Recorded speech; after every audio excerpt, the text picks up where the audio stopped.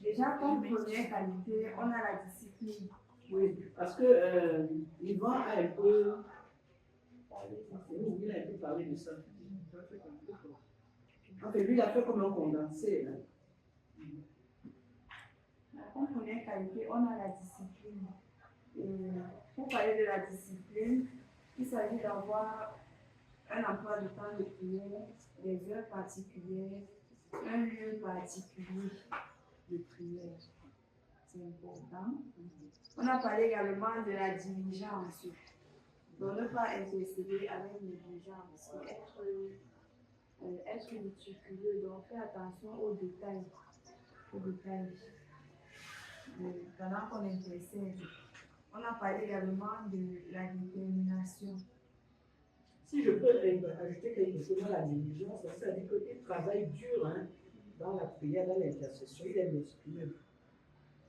Ok. Dans sa vie de prière, il est méticuleux, il est cohérent. Il ne montre pas essayer comme nous. Il est cohérent. Quoi. Ça dit qu'il est précis quoi, dans ce qu'il fait. Donc, on cherche aussi à connaître les lois qui régissent l'intercession. Parce que vous voyez un peu, pour qu'il puisse maîtriser, n'est-ce pas, ce qu'il doit faire, ce qu'il ne doit pas faire, ce qui est agréable à Dieu, ce qui n'est pas agréable à Dieu. Je peux continuer. Quand la détermination, donc, un intercesseur doit être une personne qui se décourage merci.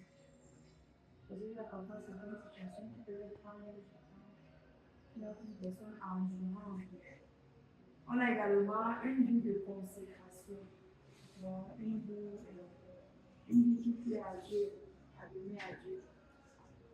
C'est que attention, par exemple, la détermination, ça veut dire que si je peux apporter quelque chose, je vous ai dit que la détermination, il affronte les tourbillons de la vie. Hein? Il ne recule pas. Et il y va avec assurance.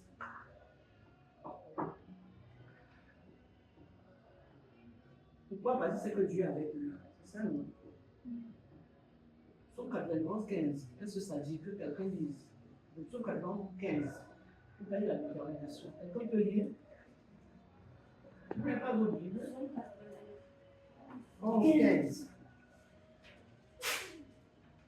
Pour soutenir la détermination. Parce qu'il y va, parce que c'est que Dieu est avec lui.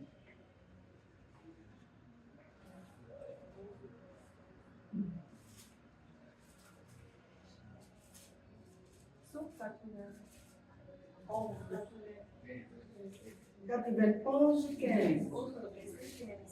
Il m'invoquera et je lui répondrai. Je serai avec lui dans la détresse et je le délivrerai et je le glorifierai. Parce qu'il sait que c'est Dieu qui lui a donné cette position d'intercesseur. Donc Dieu l'envoie dans les tourbillons. Et vulgairement, n'est-ce pas, comme on a dit souvent, que Dieu va toujours avec l'envoyé. L'envoyé ne va jamais seul. Alors il a cette assurance.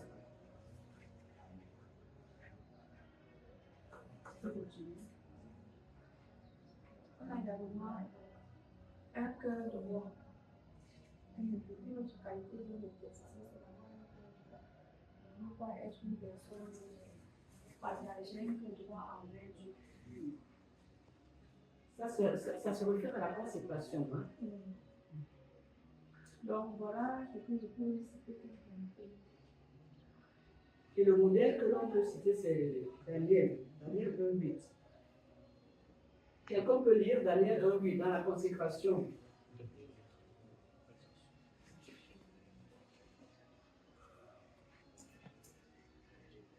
Il y a aussi Anne.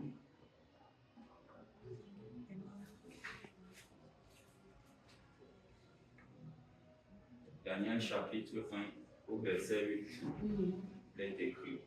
Daniel résolut de ne pas se souiller par les mains du roi et par le vin dont le roi buvait, et il pria le chef des eunuques de ne pas l'obliger à se souiller.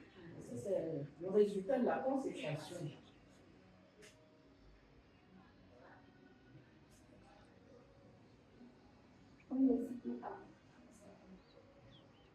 Oui, 1 Samuel 1:2. 1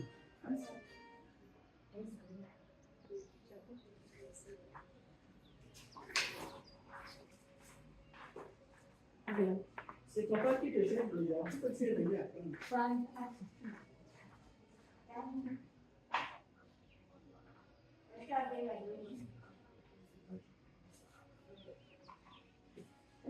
Chapitre 1, verset 2. Il avait deux femmes. Il avait deux femmes, dont l'une s'appelait Anne et l'autre Pénina.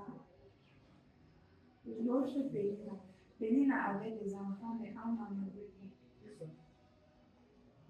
Tu peux continuer. On sait que Anne, non, elle passait son temps à prier à cause des montées, n'est-ce pas, de sa épouse, non? Et finalement, elle a eu son famille, c'est vrai, c'est faux. C'est vrai. La consécration, ça dit que tu tiens Dieu jusqu'à ce qu'il te donne ce qu'il t'a promis. C'est une promesse. Puisque nous savons qu'à la naissance, nous naissons avec la semence de fécondité. Hein? C'est ça, non? Parce que quand Dieu l'a créé, Dieu a dit que sois féconde, non? Donc elle avait la semence de fécondité en elle. Par les circonstances de la vie, bon, ça a retardé. Donc il fallait vraiment qu'elle tienne, n'est-ce pas, Dieu à sa parole. Et c'est pour ça qu'elle était consacrée, restée au temple. Des heures et des heures, des jours et des jours, pour rappeler à Dieu, souviens-toi de ta promesse dès la création. C'est ça, non? La persévérance. Ok. Non, ça vaut la peine de n'en pour les examens. On a déjà dit, non, c'est bon. Alors, compte d'applaudissements.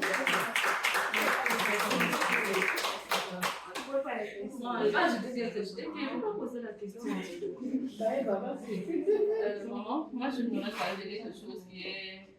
C'est pas très pris en compte, mais le Saint-Esprit m'a vraiment mis ça à cœur. Comme qualité d'un intercesseur, un intercesseur doit aussi être propre. Être propre.